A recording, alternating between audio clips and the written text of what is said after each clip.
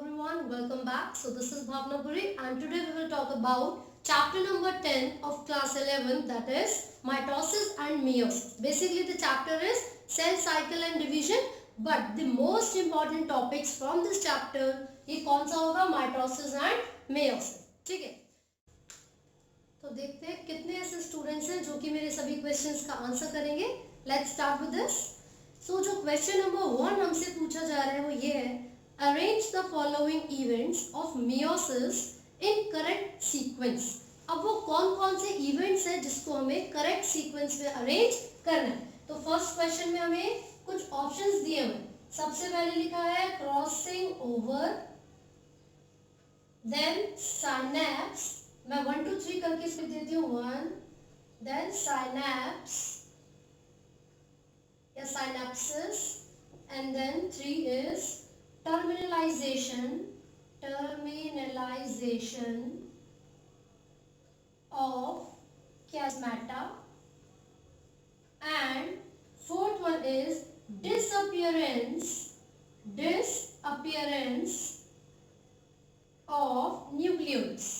तो ये क्वेश्चन हमें गिवन है कि मियोसिस में होने वाले जो करेक्ट सीक्वेंस है वो इनमें से क्या होंगे, 1 2 3 4 3 2 4 1 या क्या. ठीक है, तो सबसे पहले आप लोगों ने अपने खुद से आंसर दिए होंगे. मैं फटाफट समझा देती हूँ. क्वेश्चन है arrange the following events of meiosis in correct sequence. ठीक है, तो देखिए सबसे पहले क्या बताया था मैंने, होमोलोगस क्रोमोसोम्स एक दूसरे के सामने आते हैं. जब होमोलोगस क्रोमोसोम एक दूसरे के सामने आएंगे so they will form synaptonemal complex. Synaptonemal complex, this is also called synapsis. तो यहाँ पर साइनेप्सिस बन गया. सबसे पहला हो गया 2 कॉमा, फिर होगा इन दोनों के बीच में क्रॉसिंग ओवर, फिर होगा इन दोनों के बीच में क्रॉसिंग ओवर. और जब एक्सचेंज ऑफ जेनेटिक मटेरियल यानी कि क्रॉसिंग ओवर होती है तो उसके बाद एक्स शेप स्ट्रक्चर बनेगा, है ना. और यहाँ पर ये वो पॉइंट है जिसको chiasmata कहा जाता है. तो जब क्रॉसिंग ओवर हो गई है तो उसके कुछ समय के बाद वो जो chiasmata है वो टर्मिनेट हो जाएगा, खत्म हो जाएगा. और जो लास्ट स्टेज होती है प्रोफेज 1 की, उसमें ये जो न्यूक्लियोलस है वो डिसअपियर हो जाता है. फिर जो मेटाफेज वो है वो स्टार्ट हो जाता है. So the sequence is 2 1 3 4. Right, next question की तरफ चलते हैं. लिखा हुआ है a somatic cell that has just completed the S phase as compared to gamete of the same species has. देखिए कोई भी एक सोमैटिक सेल है जिसने अभी अभी एस फेज को कंप्लीट किया है, तो ये पूछा गया है कि उसमें जो गैमेट होगा सोमैटिक सेल में और गैमेट में जो डीएनए है वो किस तरीके से वेरी करेगा, है ना. ऑप्शंस है twice the number of chromosome and 4 times the amount of gamete. Question देखिए ध्यान से, पूछा गया है कि जो सोमैटिक सेल है जिसने अभी अभी एस फेज कंप्लीट किया है उसमें एक गैमेट के तुलना में कितने नंबर ऑफ क्रोमोसोम्स होंगे. क्लियर हो गया. तो मैं सिंपल सी बात आपको बता रही हूँ, जो नॉर्मल सोमैटिक सेल्स होते हैं वो 2n होते हैं यानी कि डिप्लॉइड, और जो गैमेट्स होते हैं वो n होते हैं यानी कि हैप्लॉइड. तो क्या क्या ऑप्शंस हमें गिवन है, twice the number of chromosomes and 4 times the amount of DNA. देखो जरा, क्या इसके पास twice the number of chromosomes है? बिल्कुल है. गैमेट में तो n है और इसमें कितने हैं 2n, तो नंबर ऑफ क्रोमोसोम्स तो डबल हो गए 2n. ठीक है, और जब इसने अभी अभी एस फेज पूरा किया है तो डीएनए का अमाउंट इसमें कितना हो गया होगा, 4 टाइम्स. कैसे? मैंने बोला था नंबर ऑफ क्रोमोसोम सेम रहते हैं लेकिन डीएनए का अमाउंट डबल हो जाता है. करेक्ट. तो यहाँ पर अगर डीएनए का अमाउंट 2c कंसीडर होगा so it will be 4c. Clear होगी बात. तो yes, first option is the correct option, जिसमें बोला गया है कि किसी भी सोमैटिक सेल में जिसने एस फेज कंप्लीट किया है अभी अभी, उसमें गैमेट से डबल नंबर ऑफ क्रोमोसोम्स होंगे.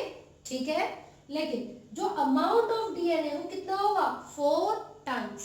कितना होगा, 4 टाइम्स. उसका रीजन ये है एस फेज में डीएनए का अमाउंट डबल हो जाता है.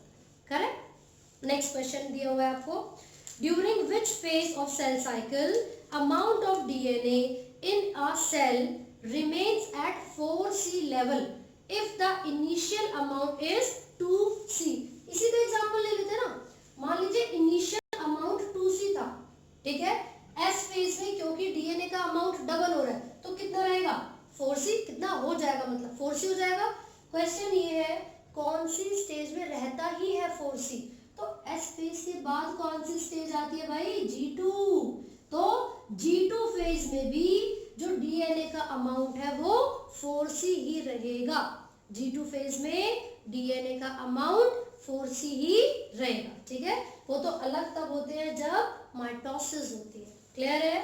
नेक्स्ट क्वेश्चन की बात कर रहे हैं, in the S phase of cell cycle options है amount of DNA doubles in each cell, amount of DNA remains same, chromosome number is increased, amount of DNA is reduced to half. तो S phase का मतलब ये synthesize, इसका मतलब है the amount of DNA doubles, तो इसमें कौन सा ऑप्शन करेक्ट होगा, first amount of DNA doubles in each cell, correct. Next question, the enzyme recombinase is required at which stage of meiosis? meiosis की कौन सी स्टेज में recombinase एंजाइम की जरूरत पड़ती है, सोचो फटाफट से, प्रोफेज 1 में, प्रोफेज 1, और अगर प्रोफेज 1 की भी स्टेज पूछ ली जाए तो वो कौन सी होगी, पैकाइटिंग, राइट। आगे बढ़ते हैं, the complex formed by a pair of synapsed homologous chromosomes. मैंने बोला ये पेयर है साइनेप्स जो आपस में जुड़ रहे हैं होमोलोगस क्रोमोसोम्स का, जो साइनेप्स होमोलोगस क्रोमोसोम होते हैं, है ना, उनके कॉम्प्लेक्स को क्या नाम देते हैं, bivalent, axoneme, equatorial plate, kinetochore. तो सिंपल सी बात है, मैंने बताया था कि इसको हम नाम देते हैं बाइवेलेंट, क्या होगा इसका नाम, बाइवेलेंट। नेक्स्ट क्वेश्चन हम यहाँ पर पढ़ रहे हैं, during meiosis 1 the chromosomes start pairing at, meiosis 1 की कौन सी स्टेज पे क्रोमोसोम्स पेयरिंग करना शुरू करते हैं, मैंने बताया था लेप्टोटीन के बाद जाइगोटीन स्टेज आती है, लेप्टोटीन में कंडेंस था लेकिन जाइगोटीन में homologous chromosome start pairing, so the answer would be zygotene. Next question, during the metaphase stage of mitosis spindle fibres attach to chromosome at, भैया देखिए जो मेटाफेज स्टेज होती है उसमें क्या होता है, मेटाफेज स्टेज में एक इक्वेटोरियल प्लेट की फॉर्मेशन होती है ना, और ये जो इक्वेटोरियल प्लेट बनी है वो किस वजह से बन रही है, क्योंकि क्रोमोसोम्स अलाइन कर जाते हैं एक स्पेसिफिक प्लेट के, ठीक है। तो यहाँ पर ये जो स्पिंडल फाइबर आया है ये इस क्रोमोसोम के साथ जुड़ गया, किस चीज की मदद से जुड़ा है, ये बेटा जुड़ता है काइनेटोकोर की मदद से। मैंने भी क्रोमोसोम का स्ट्रक्चर बताया था, तब ये समझाया था कि यहाँ पर एक डिस्क शेप स्ट्रक्चर होता है साइड में, लिटरली वो जो डिस्क शेप स्ट्रक्चर है उसको काइनेटोकोर कहते हैं, और ये स्पिंडल फाइबर आके क्रोमोसोम से जुड़ेंगे with the help of kinetochore. आगे नेक्स्ट क्वेश्चन की तरफ बढ़ते हैं, during gamete formation the enzyme recombinase participates during metaphase 1, anaphase 1, prophase 1, prophase 2। तो रिकॉम्बिनेज एंजाइम कहाँ पर मिला था, प्रोफेज 1 में, कौन सी stage, pachytene stage. So next question आपको दिया हुआ है, the given figure is representation of certain event at a particular stage of cell division, what is this stage. मैं डायग्राम बना के दिखा देती हूँ आपको पहचानना है कि ये कौन सी स्टेज है, ठीक है। इस तरीके से आपको एक डायग्राम गिवन, मैं यहाँ पर बना देती हूँ लाइक दिस। आप ऑब्जर्व करके मुझे बताना कि ये क्या रिप्रेजेंट कर रहा है, ठीक है ना। ये क्रोमोसोम इस तरीके से था, इट वाज लाइक दिस, ठीक है, ये इस तरीके से, ओके। तो अब आप मुझे बताइए ये क्या रिप्रेजेंट करेगा, इट इज लाइक दिस। आधे से ज्यादा स्टूडेंट्स तो समझ चुके होंगे यहाँ पर कौन सा प्रोसेस चल रहा है ना। तो क्वेश्चन ये है, गिवन फिगर एक पर्टिकुलर स्टेज को रिप्रेजेंट करती है, ठीक है। What is this stage, first prophase 1 during meiosis, prophase 2 during meiosis, prophase of mitosis, both prophase and metaphase of mitosis. Simple सी बात है, ये दोनों एक दूसरे के साथ एक्सचेंज ऑफ जेनेटिक मटेरियल कर रहे हैं, यानी कि क्रॉसिंग ओवर हो रहा है, और ये जो क्रॉसिंग ओवर होता है प्रोफेज 1 ऑफ मियोसिस 1 में होता है। क्लियर है? So the answer would be prophase 1 of meiosis.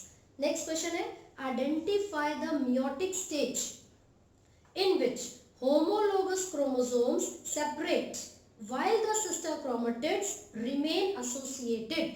Question ये है, मियोसिस की वो कौन सी स्टेज होती है जिसमें होमोलोगस क्रोमोसोम्स सेपरेट हो जाते हैं जबकि क्रोमेटिड्स एक दूसरे से जुड़ी हुई रहेगी।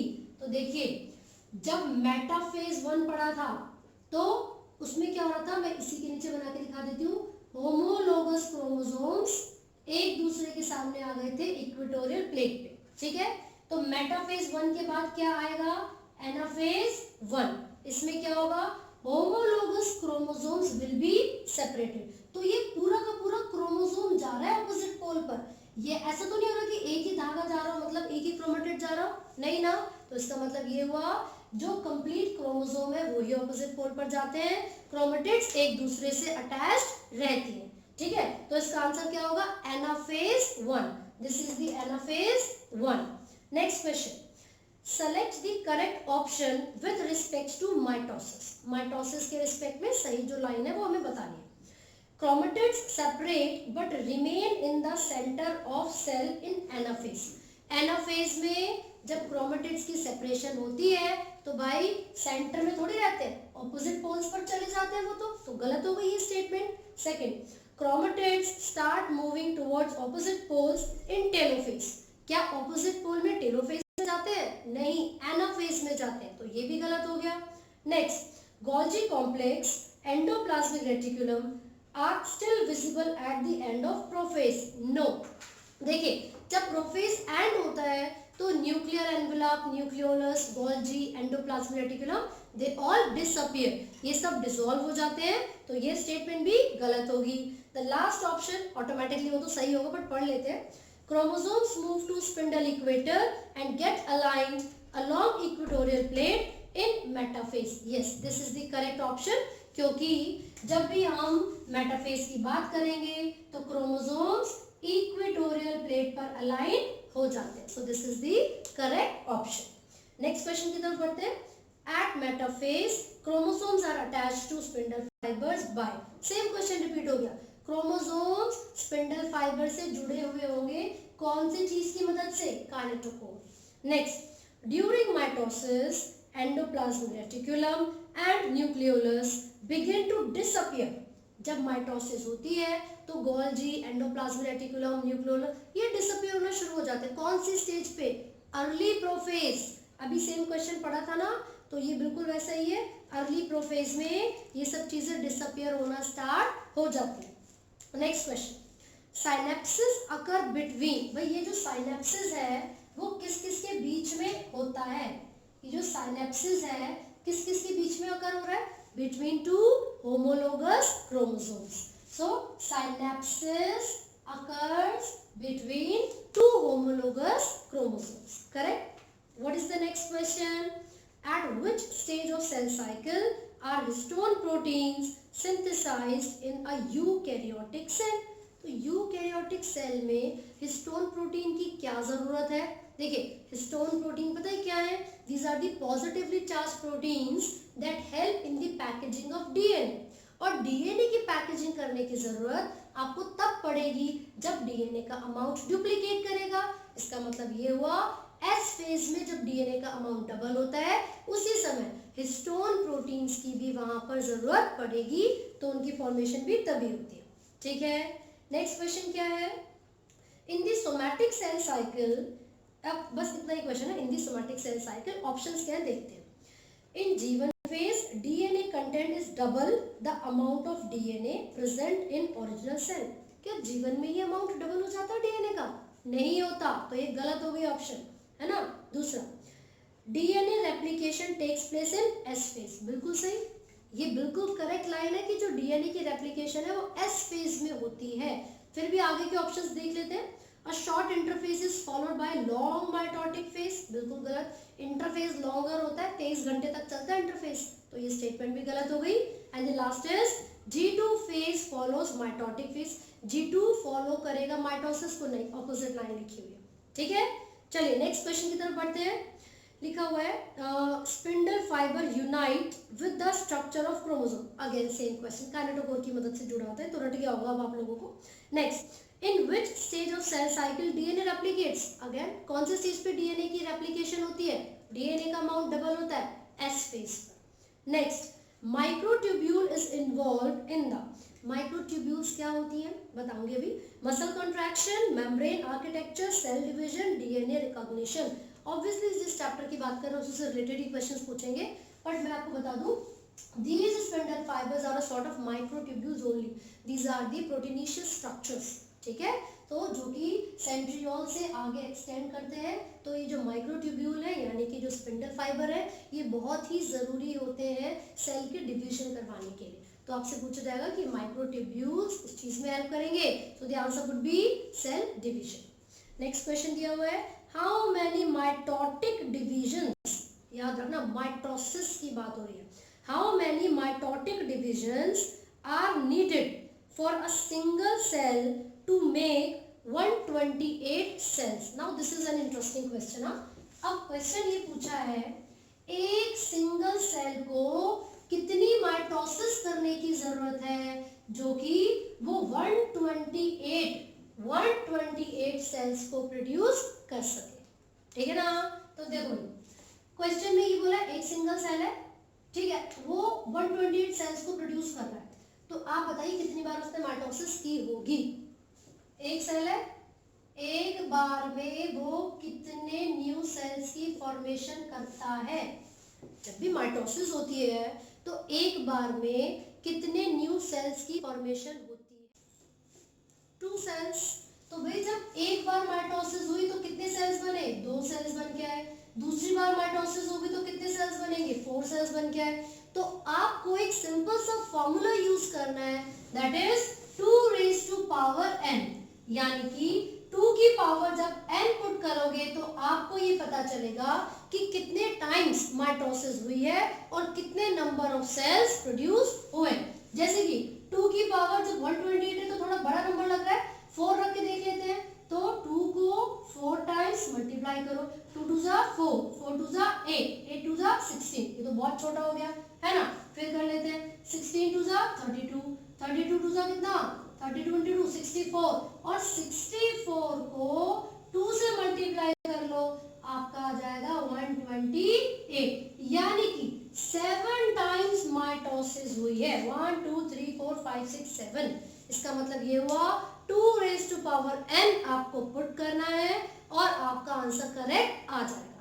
अगर यहाँ पर ये 128 की जगह कुछ और भी लिखा हुआ होता तो भी आपको क्या करना है, 2 की पावर n फॉर्मूला पुट करना है, उसमें n की वैल्यूज आप अपनी तरफ से रख सकते हो, राइट, और फिर आप अपना सॉल्यूशन निकाल के देख सकते हो। तो these are the questions from chapter number 10, mitosis, meiosis, cell cycle, cell division, हर चीज में से हमने क्वेश्चंस पूछे। एक दो और क्वेश्चंस फटाफट से देख लेते हैं, ठीक है, which are very important for this chapter. तो वो कौन कौन से क्वेश्चंस हैं, जैसे कि लिखा हुआ है during cell division in apical meristem. देखो एपिकल मतलब टिप और मेरिस्टेमेटिक टिश्यूज क्या होते हैं, स्पेशलाइज्ड सेल्स होते हैं प्लांट्स में जो कि through out the life growth करवाते हैं, है ना। During cell division in apical meristem, the nuclear membrane appears in, चाहे एपिकल मेरिस्टेम दे या फिर कोई भी नॉर्मल जो सोमैटिक सेल है वो दे देना। सिंपल सी बात अपने दिमाग में ये डालो, प्रोफेज जब शुरू होगा तो सारे जो सेल ऑर्गेनेल्स है वो डिसअपियर हो जाएंगे, लेकिन जब टेलोफेज होता है उस फेज तक आते आते जितने भी सेल ऑर्गेनेल्स है वो अपीयर होना शुरू हो जाते हैं, तो इसका आंसर क्या होगा, टेलोफेज होगा। क्लियर है। नेक्स्ट क्वेश्चन क्या है हमारे पास, पूछा गया है when parental and maternal, sorry paternal and maternal, paternal मतलब पापा, maternal मतलब mummy, when paternal and maternal chromosome change their materials with each other in cell division, this event is called, भैया जब पेरेंट्स के जेनेटिक मटेरियल की exchange होगी तो क्या बोलेंगे इस प्रोसेस को, क्रॉसिंग ओवर बोलेंगे, सो the answer would B crossing over. Next question क्या है, इन अ सोमेटिक सेल, भैया डीएनए एप्लीकेशन कहाँ होती है? एस फेज में।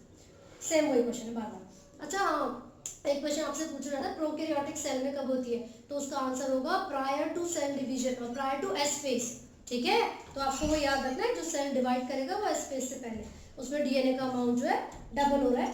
साथ ही साथ आप देखोगे which of the following represents the best stage to view the shape, size and number of chromosomes। इनमें से कौन सी स्टेज बहुत अच्छे तरीके से क्रोमोसोम्स का शेप, उनका नंबर और उनका साइज रिप्रेजेंट करेगी? खुद सोचो, प्रोफेज, मेटाफेज, इंटरफेज या telophase? Metaphase obviously, because all the chromosomes are aligned, एक ही प्लेट पर प्रेजेंट है तो इजीली ऑब्जर्व किए जा सकते हैं। ठीक है, सो एक और क्वेश्चन इसमें से कर लेते हैं। meiosis 2 performs separation of sex chromosome, synthesis of DNA and centromere, separation of homologous chromosomes या फिर separation of chromatids। meiosis 2 की बात हो रही है, meiosis 2। तो देखिए, जब meiosis 1 हो रही थी तो homologous chromosome सेपरेट हो रहे थे, लेकिन जो meiosis 2 है, this is similar to mitosis, तो इसमें ये जो क्रोमेटिड्स है वो सेपरेट हो जाएंगे। सो the answer would B fourth option, separation of chromatids. Clear है? और एक लास्ट क्वेश्चन हम यहाँ पर डिस्कस कर रहे हैं, which is number of chromatids at metaphase is. Metaphase पर नंबर ऑफ क्रोमेटिड्स कितने होते हैं? 2 each in mitosis and meiosis, 2 in mitosis and 1 in meiosis. एक बार देख लेते हैं बना के, माइटोसिस की बात हो रही है, नंबर ऑफ क्रोमेटिड कितने हैं मेटाफेज में, और ओके ये मेटाफेज है किसका? माइटोसिस। और ये किसका मेटाफेज है? ये एक क्रोमोसोम, दूसरा, तीसरा, चौथा, ये है मियोसिस 1, दिस इज मियोसिस 1। ठीक है ना? तो आप डिफरेंस आसानी से देख सकते हो। क्वेश्चन ये पूछा गया है, number of chromatids at metaphase is, metaphase पर कितने नंबर ऑफ क्रोमेटिड्स होते हैं? ये मेटाफेज है किसका? भाई सबसे पहले हम किसकी बात करें? माइटोसिस की बात करें, तो एक क्रोमोसोम में 2 ही तो क्रोमेटिड्स हैं, एक क्रोमोसोम में 2 ही तो क्रोमेटिड्स हैं। ठीक है, 2 each in mitosis and meiosis. तो क्वेश्चन ये है कि माइटोसिस हो या मियोसिस हो, एक क्रोमोसोम में कितने क्रोमेटिड्स रह रहे हैं? 2। तो ये बिल्कुल सही ऑप्शन है, हर एक क्रोमोसोम में 2 ही क्रोमेटिड्स प्रेजेंट होंगे, हर एक क्रोमोसोम में 2 ही क्रोमेटिड्स प्रेजेंट होंगे। So the first one would be the correct answer. So these are the all important questions from chapter number 10 of class 11. So NEET के रिस्पेक्ट में जितने भी important questions हो सकते थे इस चैप्टर में से वो हमने डिस्कस कर लिए। इन केस अभी भी किसी स्टूडेंट को किसी टॉपिक में डाउट है तो आप कमेंट कर सकते हैं और हमसे पूछ सकते हैं। ठीक है, और do not forget to like, share and subscribe. Thank you.